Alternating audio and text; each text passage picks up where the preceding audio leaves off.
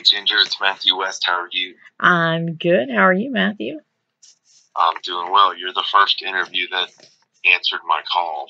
Well, I got you on speed dial. Like anytime you call, I'm gonna be the first one to pick up. I'm starting to think people don't like me. I've had 2 weeks in a row where they set up my interviews and I call and like nobody answers. I'm like, what is going on? So then they reschedule it, and the next week they don't answer again. I'm like, okay. So thank you for making me feel welcome. Oh my goodness! Like I'm so excited that you're on tour and your life is starting to resemble the people gathering and all that. There's such hope in it. Like as soon as I saw you was on tour, I was like, oh, absolutely yes, I just like first appointment available, whatever he's got. Yeah.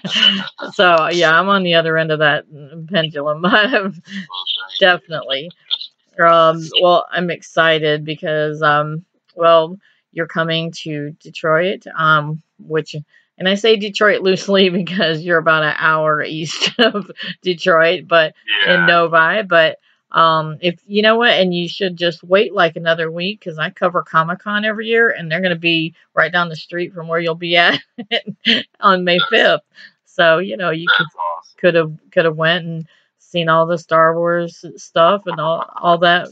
Hey, even William Shatner is going to be there this year. So Well, there you have it. yeah, I mean, and Stick around, I guess. yeah, and he probably would have been thrilled to meet you. So That's awesome. well, I'm always looking forward to talking to you because I'm a huge fan of you because you are one of the most authentic artists I've ever met, and I've been doing this for a long time. I grew up with Bart Millard, so I've been since probably I don't know somewhere in the 90s, Yeah. following backstage and backstage is still not really big backstage, but so I've encountered a multitude of artists, and you're one of those that I've just grown to be such a fan of your music and your heart, and Thank you. you're just one of the ones that I don't know your songs. You have this incredible songwriting capability that you tell these stories, so it's like having parables come to life through music, and I'm so excited, and I love that it's called the brand new tour because I think it feels like that. It feels like it's these tours feel like brand new tours because they're finally even Winter Jam this year. It just felt so unreal for that to be happening. So for those who don't know what that means, that's kind of a tongue in cheek. There is a meaning behind the brand new tour. Yes. Yeah. It's sort of laced with more irony than I originally intended. In February of 2020, I released an album called Brand New, and it felt like a fitting title at the beginning of a new year and a new decade as I released some new music. And here we are 2 years later. We were delayed 2 years in getting to go on the road with the brand new tour. So feels like we're 2 years late, but in many ways the message of the songs and the message of the shows is right on time in terms of 2020 and 2021 felt anything but brand new. It made us feel anything but brand new. Matter of fact, the last couple of years got old in a hurry.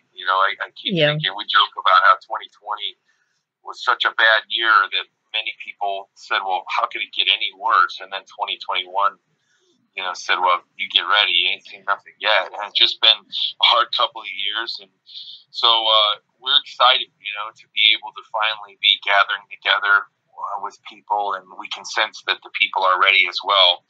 And so in the true spirit of the name of the music and the name of the tour, we really do feel like something brand new is taking place. I have been, waiting for a lot of tours, like to, like many people, just for life to. I don't want to say normal because I don't think there's anything normal about about what our circumstances are like anymore. But I think there's definitely a new normal that we can make a better normal than where it was. Um, it's so hard to, look back, even a couple of years, and yeah, I mean, I was like, somebody spoke that into existence, like, just how bad can it get? Well, it could have been a whole lot worse, and still can be. And I think it was as bad as it has been over the last couple of years. I've also seen a lot of positive things, or people who have reconnected with their kids that felt like they didn't even know their kids, and have now they're not going, they're not letting that distance come between them again like it did, or things like that.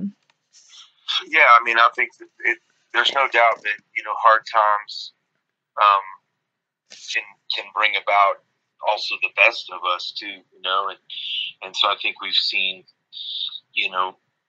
just kind of, I know in my own life I've seen just a lot of blessings that have come from the battles, and life lessons learned, sobering moments that make you realize that life is short, and so I think that's it's definitely one. And even as we think about our tours, just the reminder not to take for granted the things that we get to do, So Yeah. I think we're hitting the stage right now with just a renewed sense of appreciation for the chance to make music with with a community and with a crowd. Blessings come from even the hard times, and gosh, I mean, as much as we hate to have to experience trials in our lives, I mean, every single human being, when it's all said and done, and we look back on our lives, that we'll be able to all point to the moments that shaped us and shaped our character and made us who we are. So many of those moments we'll actually be pointing to are the hard times in our lives. You know what I mean? So it's instead of closing your eyes and waiting until it's over, there's something to be said about heading into your trials with eyes wide open and asking God what He might want to show you and how He might want to help you grow through it. And my mom used to always tell me, if you want to know what you're made of, wait till you get squeezed and what comes out. And I mean, it really is true. I mean, we can choose to, let Romans 8:28 come to fruition, and let all things work for good, or we can contribute to it getting worse. I will say one of the bright things in my week has been your new music video. I love Me on Your Mind. I have to say that I have several favorites, and one of them being Family Tree. I probably not the one that everybody goes to, but my my son went through a time period where unfortunately he experienced a lot of things at the hand of his dad, and he asked me when he was 10, am I going to be like this? And I said, if you choose to be, or if you follow God and choose to be a man of His character, and follow Him, and run after Him, then no, you'll have more fulfillment than you can imagine. And thankfully, he's almost 28 now, and incredible young man of God. And it's great, as I have a 6-week-old grandson. I've never had this is my first grandchild, so like I'll be passing along that song to him one day, like, no matter how great his dad is, and he is, regardless, to be able to forge your own path. And this music video is so great. It just gave me chills. Like, this song about, you know, having a God, like how my broken heart can be on His mind. Like, it's mind blowing. It really is. And I just want to say I love the video. It's fantastic, and the song itself.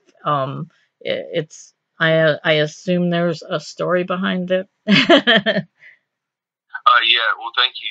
There's always inspiration behind every song and every video, and I had this title for a long time, or for the last year. I've been thinking about this, and just that idea that I'm on God's mind, like that's almost like too hard to believe that the Creator of the the world, you know. As my song says, that who am I that the king of the world would give one single thought? And, you know, I think there's just that feeling of just going, man, how can this be in a great big world full of billions of people? The world can make you feel anonymous or unknown or insignificant. Right. And when I read through scripture, I read so many different scriptures that kind of say, that are trying to tell me the opposite, you know, that God did. He had the idea to create each one of us, and He knows our names. The Psalm says even the very hairs on our head are numbered. So it's not just a casual awareness of who we are. It's a deep awareness and deep love for each one of His children.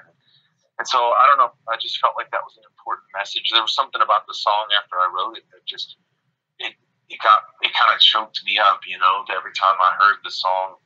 And that's not always the case when it's my songs. Like, you know, when you're listening to your own music, you tend to just kind of be caught up in the musicality or critiquing the performance. Yeah, your vocals or the notes, and yeah. Yeah, there was just something about this song where it just felt like all heart to me, and you know, a message that maybe some other people needed to hear, and I think that's turning out to be the case.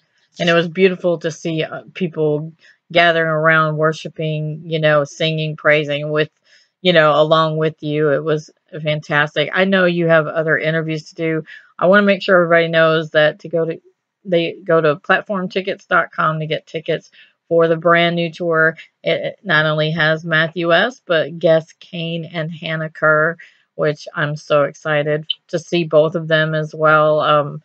Big fan of both of them. A little newer on the scene, obviously. I want to know, is your dad coming? Oh yeah, Dad will be on the road. Dad's still there. My dad's a big part of our ministry. He's been a pastor for 38 years, and so, you know, I'm a preacher's kid, and it's really fun because we get to kind of partner in ministry together. And so he'll be on the road with me in Michigan, and I'm looking forward to all these concerts. We've just had one special concert after the other. It's been really great, and we're excited. You know, excited to be back out on the road.